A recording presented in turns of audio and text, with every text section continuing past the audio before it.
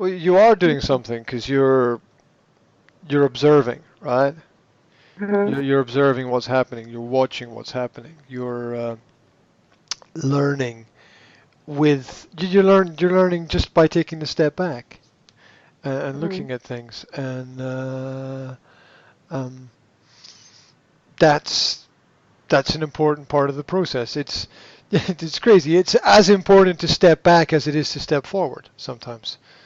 Um, so so it's good to be thoughtful about those things and to be observant and it, listen. I think most things start with most learning starts with listening. Most learning starts with listening. You can observe as well, but listening gives us, we taking in information. It's called information because it forms us. Form is the shape of things, and so Mm-hmm. as we collect information, it shapes how we think, and yeah, it's an important part of the process.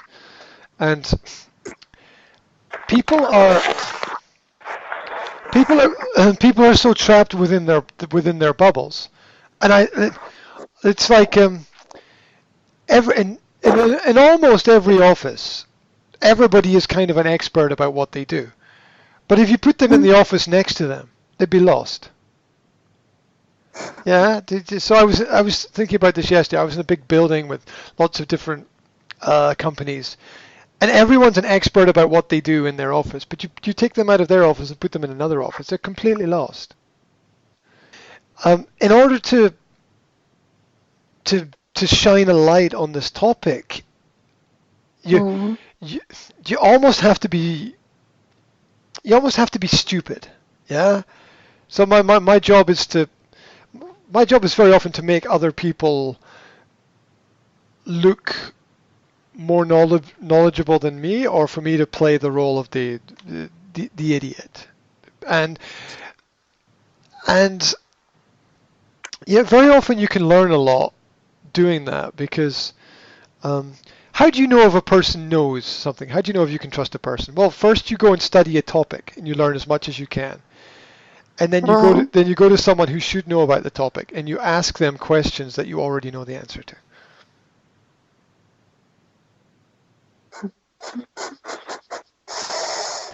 And you see how open and receptive they are to different ideas and different perspectives. And this is it's very simple. It's very easily done. It requires a little bit of preparation, but uh, it gives you an idea of how much a person knows about a topic. And eh, people Mm-hmm. spending a period of time doing something, uh, they usually become very knowledgeable about that thing, and there's a lot that people can learn from that. And and this me getting out and meeting different people is my way of breaking this or popping the bubble that's around me and realizing that amazing things happen all the time in different places and trying to get people to share the amazing things that are happening, trying to get data and information that's helpful and useful to people. Like I said in the interview I did yesterday, that everybody needs a place to live, so everybody needs information about how to find the best place to live. Mm-hmm. And that was the whole point. The whole point was to go to a person who knows how to find the best place to live and take that information and share it with more people so that more people will be able to make better decisions. And at the same time, it promotes their business, and at the same time, it promotes my work as well. So that's win, win, win, win, win. There's nobody loses in that kind of situation. So yeah, and the power of live, the power of social media and doing things live is great transparency. Um, you can't build trust Um, people won't like you if they don't trust you. You can't have trust without transparency. Transparency means being open, and so that's why I like things like Facebook Live, where I can just go on Facebook and press a button, and this is this is me. This is how I am. It's uh, I like. Don't get me wrong. I like shiny and polished and organized. I like that. But just as there's a place for the shiny and polished and organized and perfectly made film, there's a place for the perfectly made film. It's a beautiful thing. There's also a place for just realizing that, you know, life is life, and it doesn't really matter what dress I'm wearing. It doesn't really matter what makeup I'm wearing. It doesn't really matter. Because that's something that might be nice for people to do, and that's cool, and yeah, whatever. But I think that the more comfortable we are with being ourselves, the less other people's opinions matter, and that's important because people's abilities are very often dictated by other people's opinions of their abilities. Mm-hmm. So I said it before. The number one effect on students' ability is teachers' belief in students' ability. If the teacher doesn't believe the student can be great, then there's little hope for the student themselves because they need someone to believe in them. Um, and the reason why that's important is that we can't really predict everything that is going to happen. So we might as well believe that everything is possible. That's what I say to my kids. Mm-hmm. That's what I say to my kids all the time. All possibilities are possible. Yeah. All I, possibly. All all possibilities are possible. There's there's nothing that's out of the question. I think about some crazy stuff. So here's one of the crazy things I think about. That there could be a knock on the door one day, and there could be some police, and they could take me away and put me in some prison somewhere, right? The chances of that happening are very, very small. But life can change like that, and that happens to people, right? So all possibilities are possible, right? You Isn't can't. that frightening and scary? Um, well, people only fear the things that they think are going to be negative. See, I don't. I have a mindset that things happen things happen more for you than to you. I lived in the the sort of low Tatra mountain area, and I used to go for a jog every other day in the mountains where the bears are, and I would see the fresh bear shit on the path, you know. Mm-hmm. And I would go jogging through that area, and everybody told me, "Don't go there. There are bears. Don't go there. There are bears." And I went there every day for like a year and a half, 2 years, and not every day, every like 2, 3 times a week, yeah. And I never saw a bear. I never met a bear. Maybe there were bears there. I don't know. And everyone told me not to do it. If I listen to them, then I limit my abilities. I let their opinions limit my abilities. Now, on the other side, there's an element of risk, and you have to listen to people who know more than you. But at the same time, you look at the averages of, you know, what are the possibilities of something? You know, what if something happens? And um, the same thing about getting attacked by a bear, you could apply to, well, you know, you get in a car and drive a car, you could have an accident, so you better not go driving the car. It's like, don't be fucking stupid, right? Sensible people take sensible precautions.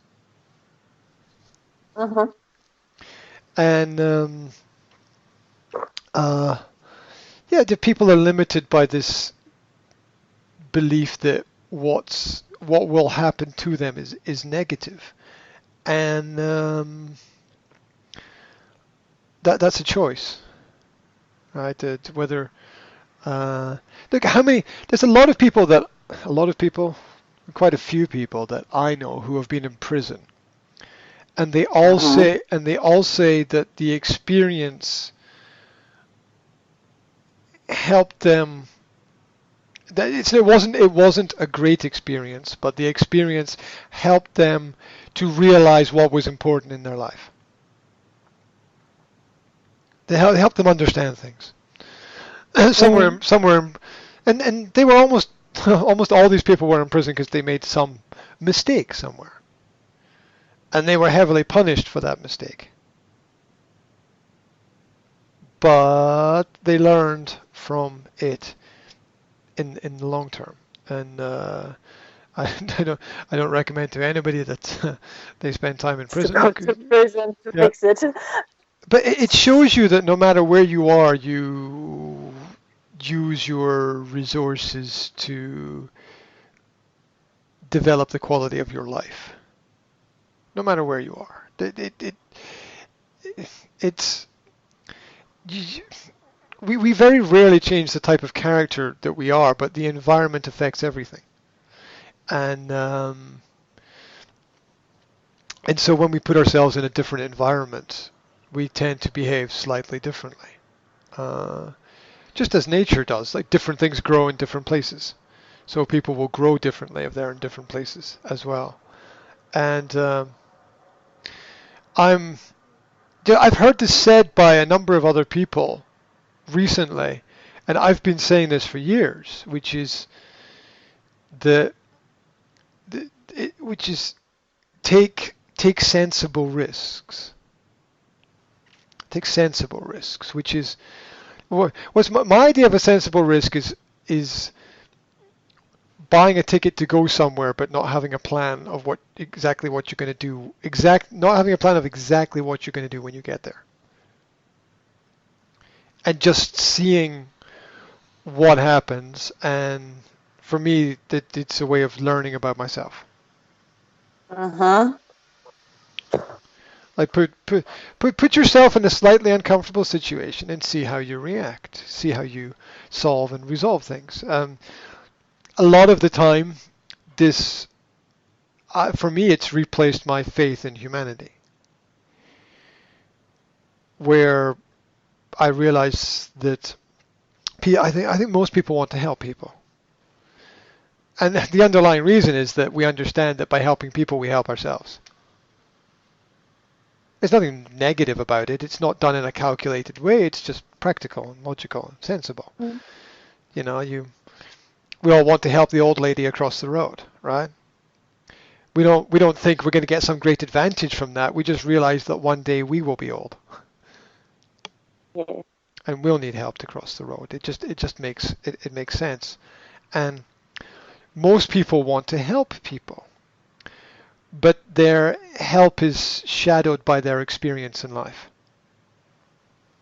And a lot of these experiences for people are very traumatic.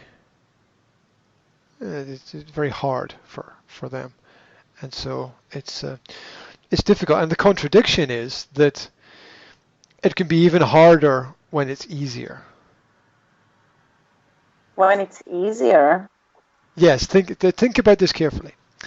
It can be even harder when it's easier. If you grow up with everything given to you, Yeah. Is it hard to give when it should be easier?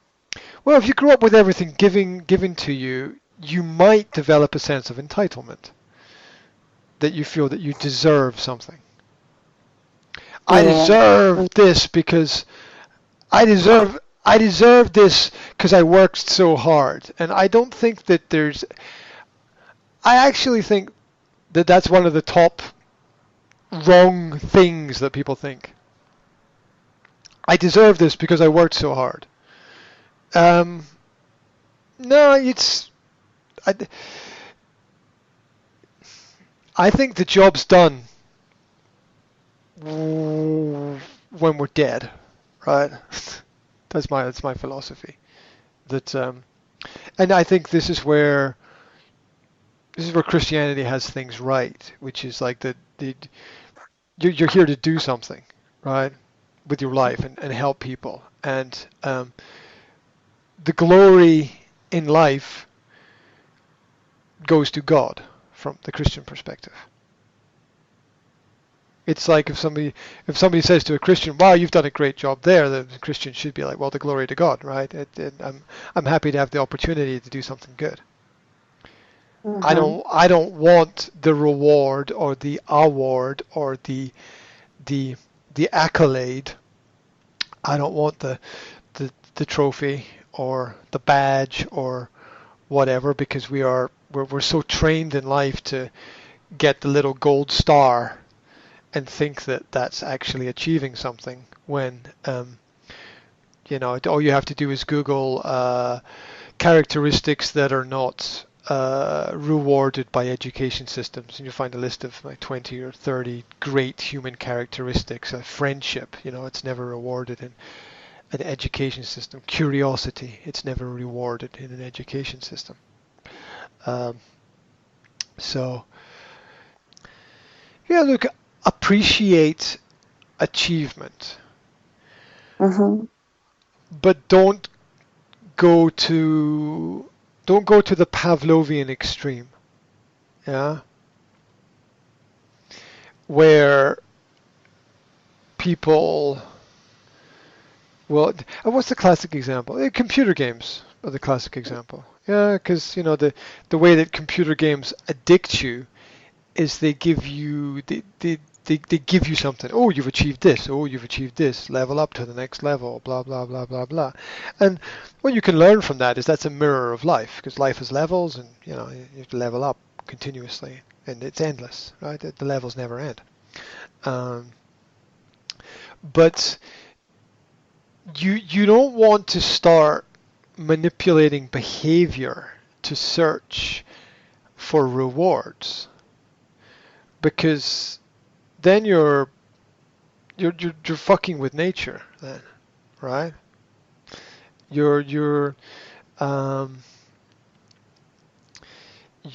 the the result or the reward becomes more important than the action or the progress required to get the award or the reward. Now, if you're intelligent, you can use that to your advantage, but there's a lot of people who don't use it to their advantage, and for a lot of people, it doesn't matter what they do. It only matters that they get paid a certain amount of money for what they do, and that's obviously a giant mistake. That's the basis for war, right? Yeah. Mm-hmm. Um, they're bad people. You have to stop those bad people, and they're bad people, and you have to stop those bad people, and every army makes the same mistake of like not solving the problems at home before they start trying to solve the problems abroad. Like, Britain tries to dictate to Iraq how to run its country, and Britain hasn't solved its problems, right? The to take the United States. The United States hasn't solved its problems. We need to export democracy to all these places. Yeah, but you can't even get your own democratic processes organized. So, um, you can't teach others that which you haven't learned yourself.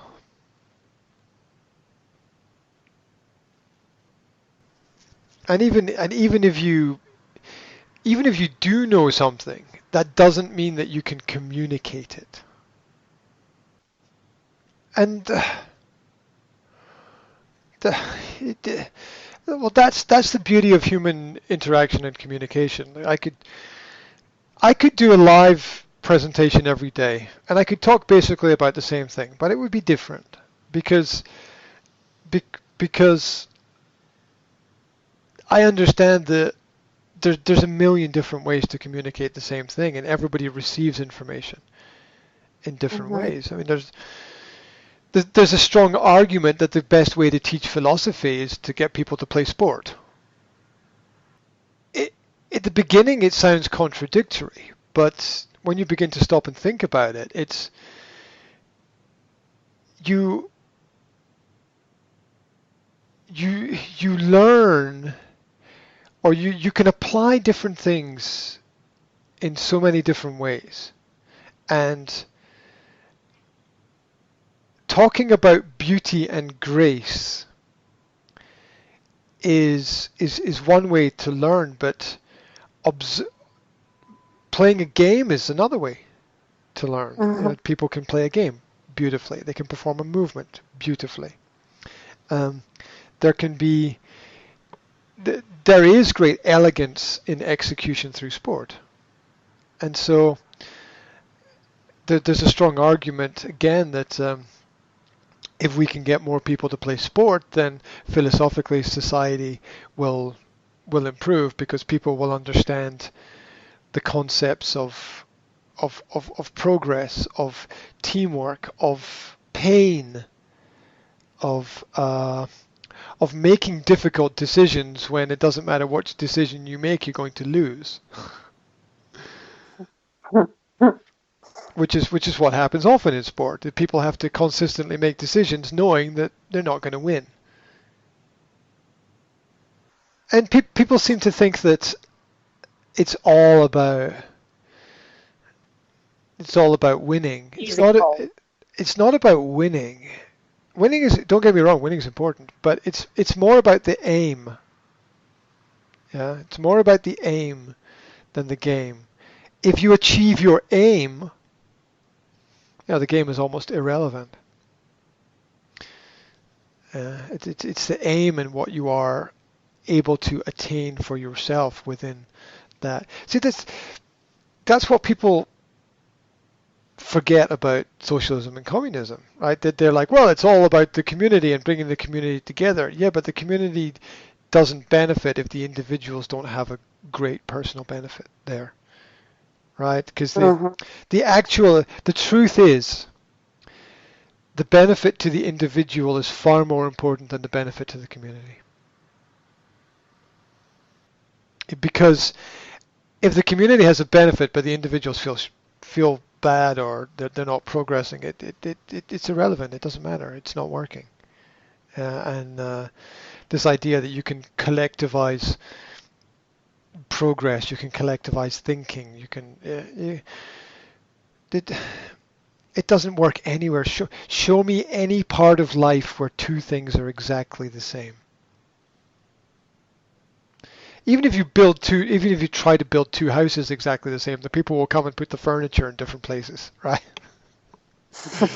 They will instantly reorganize everything.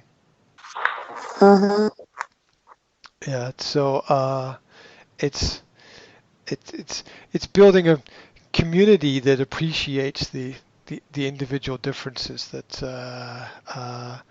just appreciates the individual and doesn't sort of say, well, everyone has to be equal, because the truth is no one's equal at the end. No? No one's equal at the end. How about at the beginning? How about at the beginning? Well, let me answer that this way. By the beginning is defined by the preparation. Yeah, so say you have a race, and the race is a 100-meter race. And to understand anything, think backwards. To understand anything, reverse the process. So at the end, you don't want everyone to be equal, right? You want winners and losers. At the beginning, no one is equal anyway because the preparation is different. It is. Yeah, so it is highly probable that at the start, it's not. You start everyone at the same line, but not everyone is equal. So inequality is built in to humanity. Is that the chemicals of life ensure that there is imbalance, because that's what we need. Essentially, within science, that's where a lot of thought comes from. Thought comes from chemical reactions. The chemical reactions they're imbalanced,